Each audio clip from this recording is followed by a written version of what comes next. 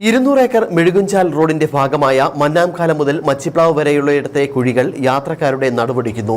മഴ പെയ്തതോടെ കുഴികളിൽ വെള്ളക്കെട്ടും രൂപം കൊണ്ടുകഴിഞ്ഞു. വാഹനയാത്ര മാത്രമല്ല, കാൽനട യാത്രയും ഇതുവഴി ദുസ്സഹമായി. ദേശീയപാത 85നെയും ദേശീയപാത 155നെയും ബന്ധിപ്പിക്കുന്ന ബൈപ്പാസ് റോഡുകളിൽ ഒന്നാണ് 200 ഏക്കർ മെഴുകുഞ്ചാൽ റോഡ്.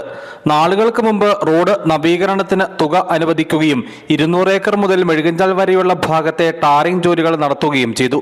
എന്നാൽ ഇടഭാഗത്തായുള്ള 4 കിലോമീറ്റർ ദൂരം വരുന്ന റോഡിന്റെ ടാറിംഗ് വേണ്ട രീതിയിൽ നടക്കാതെ വന്നതാണ് ഇപ്പോഴത്തെ പ്രതിസന്ധിക്ക് കാരണം.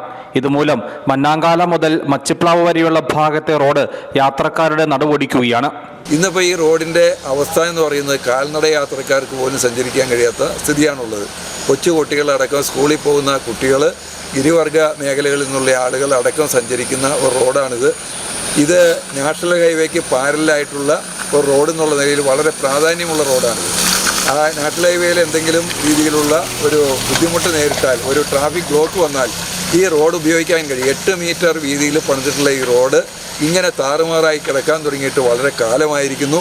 റോഡ് കൂടി യാത്രക്കാർക്ക്, കാൽനട യാത്രക്കാർക്ക് പോലും സഞ്ചരിക്കാൻ കഴിയാത്ത നിലയാണ്. മന്നാങ്കാല മുതൽ മച്ചിപ്ലാവ് വരെയുള്ള ഭാഗത്ത് റോഡിൽ ചെറുതും വലുതുമായ നിരവധി കുഴികൾ രൂപം കൊണ്ടിട്ടുണ്ട്. മഴ പെയ്തതോടെ ഈ കുഴികളിൽ വെള്ളം കെട്ടിക്കിടക്കുക കൂടി ചെയ്യുന്നത് യാത്ര കൂടുതൽ ദുരിതമാക്കുന്നു. വാഹനയാത്ര മാത്രമല്ല, കാൽനട യാത്രയും ഇതുവഴി ദുസ്സഹമായി.